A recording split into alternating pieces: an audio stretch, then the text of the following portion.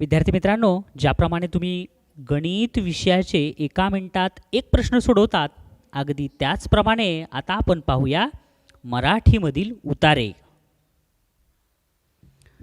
बघूया 6वा उतारा. छानपैकी व्यवस्थित वाचायचं आणि जे वाचलं ते चिंतन करत खाली विचारलेल्या प्रश्नांची उत्तर द्यायचे. बघूया, फार सोपा आहे.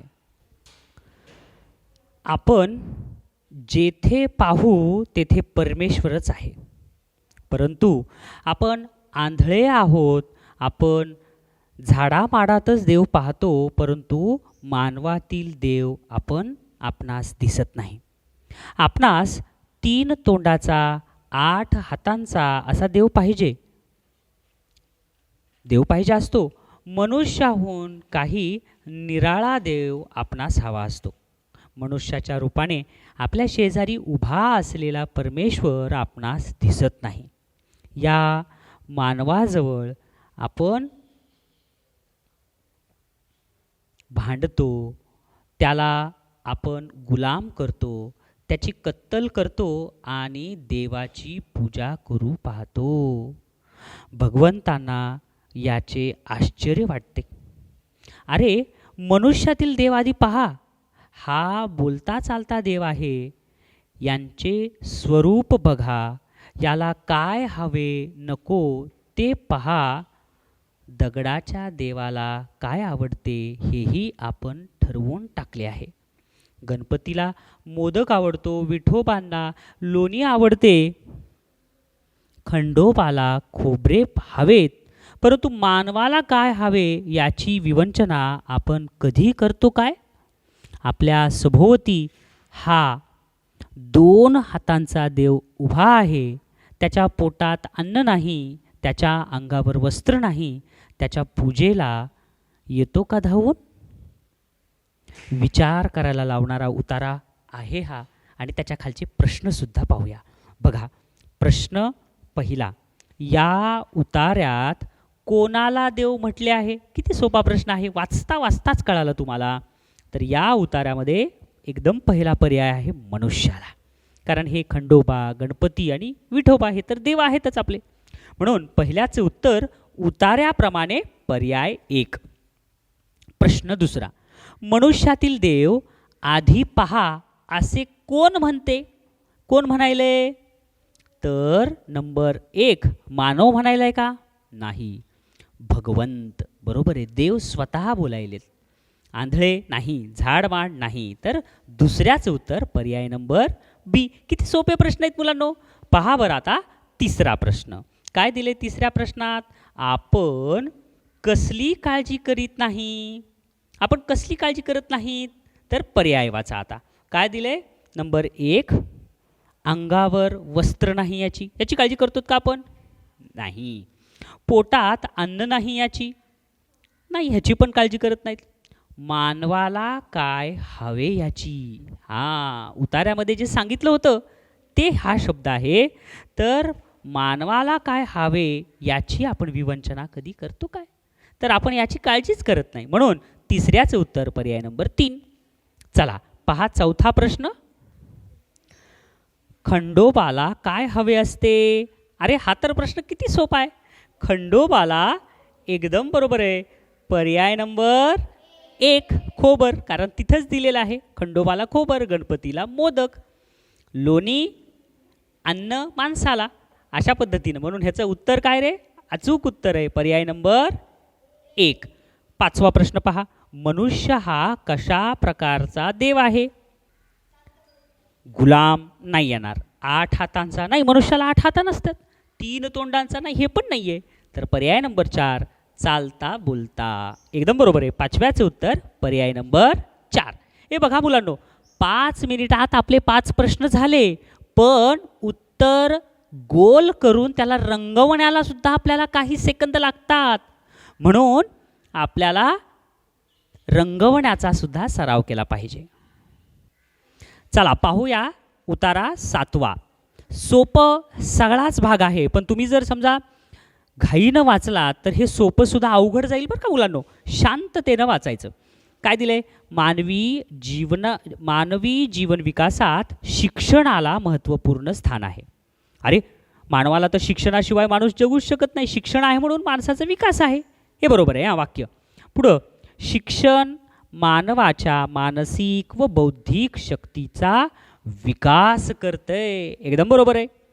शिक्षणाशिवाय माणूस पशु समान होतो. ज्याला ज्ञानच नाही, नॉलेज नाही, ते प्राण्यासारखंच होणार. स्त्री आणि पुरुष या दोघांनीही शिक्षण घेणे अत्यंत आवश्यक आहे.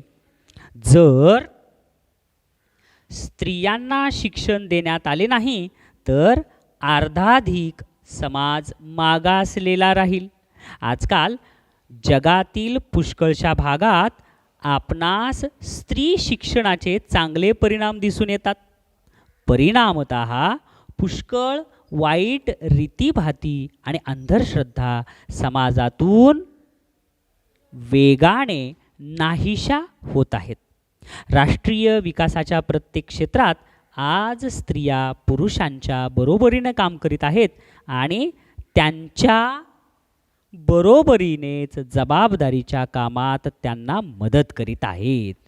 पाहूया त्याचे प्रश्न. बघा विद्यार्थी मित्रांनो, आता उतारा तर मागच्या पानावर आहे, म्हणजे तुम्हाला उत्तरं शोधण्यासाठी प्रत्येक वेळेला मागं बघता येणार नाही. मग आता ह्याच्यातूनच शोधा. मानवी जीवनात शिक्षणाचे महत्त्व आहे कारण. मग काय वाचलं होतं आपण? ते पशूंनाही मानव बनवते. आता पशुपक्षी मानव कसे होतील? पशुपक्षीच राहतील की.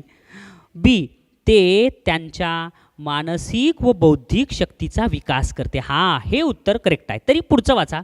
ते राष्ट्राचा विकास करते. हो मग माणसाचा जर विकास झाला तर राष्ट्राचा विकास होणारच, म्हणून हे पण पर्याय बरोबर नाही. सी, ते स्त्रियांसाठी अत्यावश्यक आहे. नाही, हे पण नाही आहे. तर पर्याय नंबर बी हे अचूक आहे. चला पाहूया दुसरा प्रश्न. काय दिले दुसऱ्या प्रश्नात? स्त्रियांनी शिक्षण घेणे हे अत्यंत जरुरीचे आहे कारण जर काय येईल? जर संपूर्ण समाजाला शिक्षण दिले तरच प्रगती होऊ शकते. अरे पहिलाच पर्याय बरोबर आहे की रे. स्त्रियांना काम करणे आवडते. नाही, हे नाही येणार. फक्त स्त्रियाच समाजातील वाईट गोष्टी नाहीशा करू शकतात. नाही, हे पण पर्याय चुकीचा आहे. निसर्गतः स्त्रिया अंधश्रद्धाळू असतात. नाही, हे पण नाही आहे. तर करेक्ट कोणता पर्याय? पर्याय नंबर ए. समाजालाच प्रगत करायचं असेल, शिक्षित करायचं असेल तर स्त्रियांना शिक्षण घेणे जरुरीच आहे. चला पुढचा प्रश्न पहा. बघूया तिसरा प्रश्न. बघा बरं काय म्हणले? शिक्षणाशिवाय मानव हा पशुप्रमाणे आहे कारण. आता कारण काय रे? तो परिश्रम करीत नाही. नाही, हे नाही येणार. ते परिश्रम करत नाही, त्याचा काय समान विषयच नाही. हे तर दुसरा, तो अंधश्रद्धाळू आहे. नाही, अंधश्रद्धाळू राहतो, हे पण नाही आहे पशुप्रमाणेचं कारण.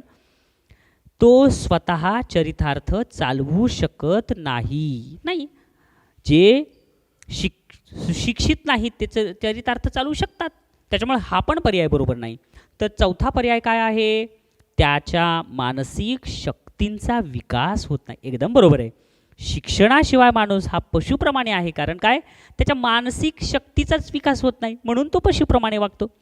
म्हणून तिसऱ्याचं उत्तर पर्याय नंबर डी. पशु हे आपल्या भावनेवर नियंत्रण करू शकत नाहीत आणि त्यामुळंच ते मानव पशुप्रमाणे होतात, शिक्षण नसलेले. आणि ज्यांना शिक्षण आहे ते त्यांच्या मानसिक शक्तीचा विकास त्यांचा होतो. आनंदाच्या वेळी ते आनंद कंट्रोल करू शकतात, दुःखाच्या वेळी दुःख नियंत्रण करू शकतात. बरोबर आहे. आणि हे फक्त कशामुळे होते? शिक्षणामुळे. चला चौथा प्रश्न. स्त्री शिक्षणाचे कोणते चांगले परिणाम झाले आहेत? फार सोपा प्रश्न आहे. मग काय? नंबर 1 काय? मुली शाळेत जाऊ लागल्या. अरे हे तर पर्याय तर बरोबरच आहे. तरी पुढचा वाचा आपण. काय दिलंय? अंधश्रद्धा व वाईट चालीचा वेगाने नाश होत आहे. हे करेक्ट आहे. हे उतार्यामध्ये हेच दिलेलं आहे. स्त्री शिक्षणामुळं अंधश्रद्धा आणि वाईट चाली नाहीशा व्हायल्यात. स्त्रियांना नोकरी मिळत आहेत. नाही, हे उतार्यात दिलेलं नाही. स्त्रिया पुष्कळ पैसा कमवत आहेत. नाही, हे पण नाही. म्हणून चौथ्याचं उत्तर उतार्यामध्ये जे दिलेलं आहे ते पर्याय नंबर बी. पाचवा प्रश्न बघा बरं रे. पाचव्याचं उत्तर काय आहे? जबाबदार, प्रश्न समजून घ्या, जबाबदार कामात पुरुषांबरोबर स्त्रियाही बरोबरीने कामे करीत आहात, कारण त्या अंधश्रद्धाळू आहेत, चुकीचं आहे. त्या पुष्कळ पैसा मिळवत आहेत, चुकीचं आहे. त्या सुशिक्षित आहेत, हा ठीक आहे, हे येऊ शकतंय. पुन्हा काय दिले, त्या पुरुषांच्या बरोबरीच्या आहेत. जबाबदार कामात पुरुषांबरोबर स्त्रियाही बरोबरीने काम करत आहेत, कारण का, कारण त्या पुरुषांच्या बरोबरीचे झाले आहेत. म्हणून 5व्याचं उत्तर पर्याय नंबर डी. हा बघा उतारा 8वा, हा सुद्धा परीक्षेत आलेला आहे 2017च्या. काय दिले, रामू उतारा छान वाचा. हे जसं तुम्ही गोष्टीचं पुस्तक वाचतात, वर्तमानपत्रामधल्या काही बातम्या वाचतात, बरोबर आहे की नाही, तसंच हे उतारा छान मन लावून वाचायचं आणि लक्षात ठेवायचं. रामू एका खेडेगावात राहतो, त्याचे आजोबा शेतकरी आहेत. आता तो खेडेगावात राहते, त्याचे आजोबा शेतकरी आहेत. रामूचे वडील देखील शेतकरी आहेत. पावसाळ्यात रामू शेतावर जातो, तो आंब्याच्या झाडाखाली बसतो. कधीकधी तो एखादा पिकलेला आंबा तोडतो आणि आंबा खातो. शेतात जांभळाची झाडे देखील आहेत. रामू जेव्हा शाळेतून परततो तेव्हा तो जांभळाच्या झाडाकडे धाव घेतो. तो पिकलेली जांभळे वेचतो, तो घरी घेऊन जातो. त्याची आई ती जांभळे धुवून देते आणि रामू मग ती खातो. जेव्हा रामूला शाळा नसते तेव्हा तो वडिलांबरोबर शेतावर जातो. तो गायींना कुरणावर चरायला नेतो. त्याचा कुत्रा मोती हा देखील त्याच्याबरोबर जातो. मोती गवतात बागडतो, तो जोराने भुंकतो. संध्याकाळी ते घरी परततात. तो परिवारासह डाळ भात भाजी असे चविष्ट भोजन करतो. रात्रीच्या जेवणानंतर ते आंबे खातात आणि दूध पितात. त्या परिवाराला आपले खेड्यातले जीवन फार आवडते. तो एक सुखी परिवार आहे. हे बघा रे, दररोजचा दिनक्रमच फक्त इथं दिलेला आहे आपल्याला, ऐक नाही. आता काय आहे प्रश्न बघा, रामू कोठे राहतो. अरे किती सोपा प्रश्न आहे हा. रामू कुठे राहतो, शहरात नाही, एका छोट्या शहरात पण नाही, तर एका खेडेगावात. एकदम बरोबर आहे. पर्याय नंबर, पहिल्याचं उत्तर पर्याय नंबर सी. हे चला पुढचा प्रश्न, रामूचे आजोबा आणि वडील काय काम करतात. अरे हा तर प्रश्न फारच सोपा आहे. तर त्याचे आजोबा आणि आई वडील काय काम करतात, तर हे शेतकरी आहेत. एकदम बरोबर आहे.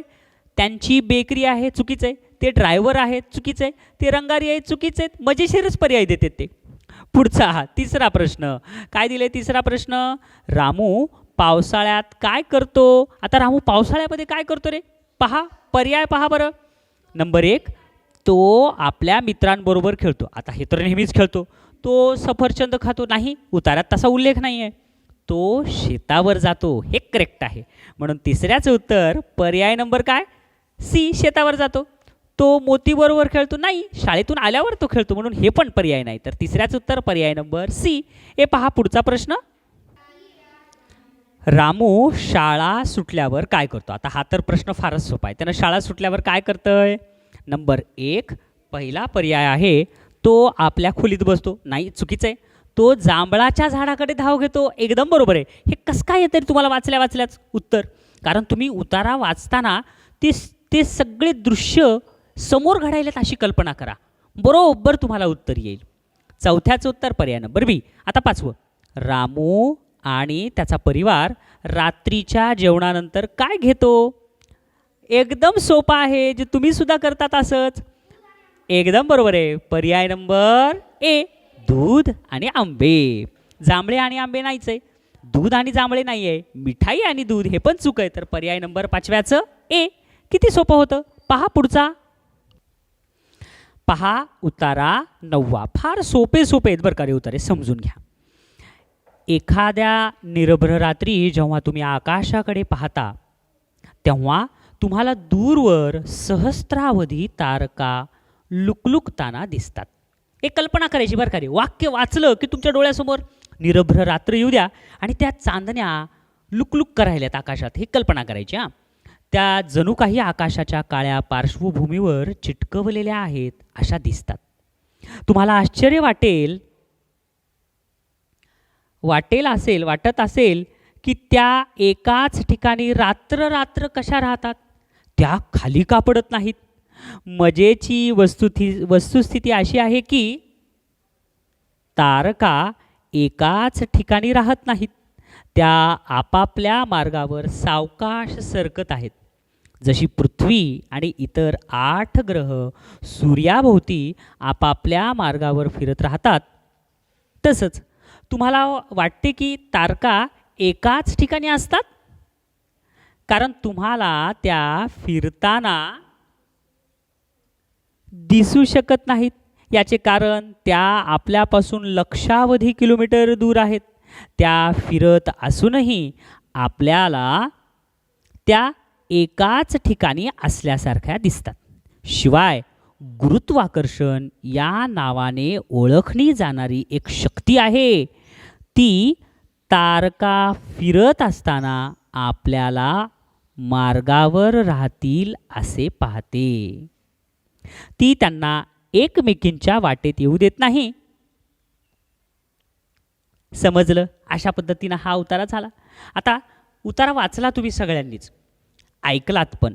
तर आता ह्या प्रश्न आणि त्याची उत्तरं समजून घ्यायची आणि सोडवायचे. नंबर 1, एखाद्या निरभ्र रात्री जेव्हा तुम्ही आकाशाकडे पाहता तेव्हा काय दिसते? मग आकाशाकडे जर तुम्ही बघितलात तर काय दिसते? पहिल्याच ओळीत उत्तर आहे त्याचं. तर तारका सावकाश एका मार्गावरून जात आहेत, नाही हे नाही दिसत. ग्रह आपापल्या मार्गावरून फिरत आहेत, नाही ग्रह तर दिसतच नाहीत. तर काय दिसतंय? दूरवर तारका लुकलुकत आहेत. एकदम बरोबर आहे, पहिल्याचं उत्तर पर्याय नंबर सी. पुढचा प्रश्न बघा, काय दिले? दुसरा प्रश्न, उतार्यात उल्लेखलेली मजेची वस्तुस्थिती कोणती? आता काय रे, उल्लेखलेली मजेची वस्तुस्थिती म्हणजे काय? नंबर ए, आकाशाच्या पृष्ठभागावर तारका चिटकवलेल्या आहेत. नाही नाही, हे नाही आहे, चिटकवलेल्या थोडीच आहेत त्या. तारका एकाच ठिकाणी राहत नाहीत. हां, हे मजेशीर आहे, त्या एकाच ठिकाणी राहतच नाही आहेत. म्हणून दुसऱ्याचे उत्तर पर्याय नंबर 2. पहा पुढचा प्रश्न, तारका फिरताना आपण पाहू शकत नाहीत. कारण आता तारका फिरताना आपण का पाहू शकत नाहीत? मग काय दिले उतार्यामध्ये? नंबर 1, त्या आपल्यापासून खूप खूप दूर आहेत. एकदम बरोबर आहे, पहिलाच पर्याय बरोबर वाटतोय. तरी पुढचं बघा, त्या लुकलुकत असतात. नाही नाही नाही, त्याच्यामुळं नाही, हे लुकलुकत असतात म्हणून फिरताना दिसू शकत नाही, चुकलं. गुरुत्वाकर्षणाच्या शक्तीने त्या खिळवून ठेवलेल्या नाही, हे पण नाही आहे, चुकलं. रात्री आकाश निरभ्र असते, नाही हे पण नाही आहे. तर तिसऱ्याचं उत्तर पर्याय नंबर 1, त्या आपल्यापासून खूप दूर आहेत. चौथा प्रश्न काय दिलाय? ती त्यांना एकमेकींच्या वाटेत येऊ देत नाही. या वाक्यात ती म्हणजे कोण आहे रे? अरे ह्याचं उत्तर तर प्रश्न वाचल्याच कळालं. नदी नाही, पृथ्वी नाही की स्त्री नाही, तर ह्याचं उत्तर आहे गुरुत्वाकर्षण शक्ती. 5वा प्रश्न, फिरताना तारका आपापल्या मार्गावर राहतात कारण त्या खूप अंतरावर आहेत. नाही, त्या तर अंतरावर आहेतच, पण त्या आपल्या मार्गावर राहतात, त्याच्यासाठी हा पर्याय चूक आहे. त्या पडत नाहीत, नाही हे पण नाही. त्यांची सावकाश गती, नाही हे पण नाही. तर एकदम करेक्ट उत्तर आहे गुरुत्वाकर्षणाची शक्ती. ह्याच्यामुळं त्या फिरताना तारका आपल्याला मार्गावर राहतात. एकदम सोपा असा हा उतारा आपला झालेला आहे. बघा 10वा उतारा, हा पण परीक्षेत आलेला आहे बरं का मुलांनो. काय दिले रे? सकाळी नाणी आली त्या वेळेपर्यंत आम्ही आता उपयोगात नसलेल्या सगळ्या जुन्या वस्तू दूर हटवल्या होत्या, पण जर कधी मी दुपारी परतलोच तर ती व्हरांडाच्या सावलीत एका बुटक्या स्टूलवर बसलेली असणार आणि एका शिबिरातल्या स्टोव्हवर चहा बनवत असणार. तिच्या मुलांच्या, तिच्या दागिन्यांच्या, तिच्या पाकक्रियेच्या, तिच्या झोंबणाऱ्या विनोदाचा मी जेव्हा तिला तिच्या गाडीविषयी विचारले तेव्हा ती म्हणाली, आधी तोल, मग विचार कर, मग बोल. काही खानाखुणाशिवाय मी तिला अशा अवस्थेत बसलेली पाहणार की जशी माझ्या वाढत्या वयात मी कधीच पाहिली नव्हती. आता बघा, हा उतारा फक्त 5च ओळीचा होता. आता त्याचे प्रश्न बघा काय दिले रे. नंबर 1, मी जेव्हा तिला तिच्या गाडीविषयी विचारले, इथे मी म्हणजे कोण. आता इथं मी विचारलं म्हणजे कोण आहे, तर बघा पहिला पर्याय आहे नानी. नानीनं विचारलं का, नाही, नानीला विचारलं. कुणी विचारलं, मुलानं, नाही. मुलगी, नाही. तर निवेदक म्हणजे हे जे एवढ्या 5 ओळीचं जे निवेदन करणारी व्यक्ती आहे त्यानं ते विचारले, म्हणून त्याच्यासाठी मी शब्द आलाय. म्हणून पहिल्याचं उत्तर पर्याय नंबर 4. पुढचं दुसरं, निवेदकाला नानीची कोणती कृती सर्वात कमी आवडली. मग कोणती कृती सर्वात कमी आवडली. तिचे शिबिरातील स्टोव्हवर चहा बनवणे, नाही. गाडी संबंधी तिचे आडमुठे उत्तर, एकदम बरोबर आहे, हेच कमी आवडलं. म्हणून दुसऱ्याचं उत्तर पर्याय नंबर बी.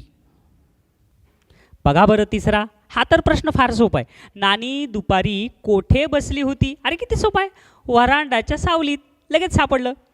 चला आता चौथा प्रश्न, शिबिरातला स्टोव्ह वापरला गेला.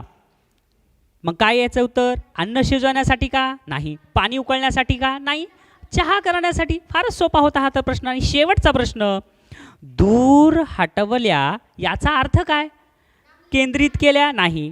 उलटवल्या, नाही. नष्ट केल्या, नाही. तर लांब केल्या. म्हणून 5व्याचं उत्तर पर्याय नंबर ए. फार सोपा होता कारण हा उताराच 5 ओळीचा होता. फक्त मन लावून वाचा. 5 मिनिटाच्या आत म्हणजे 4 मिनिटात सगळे प्रश्न सोडवा आणि 10-10 सेकंदामध्ये रंगवा.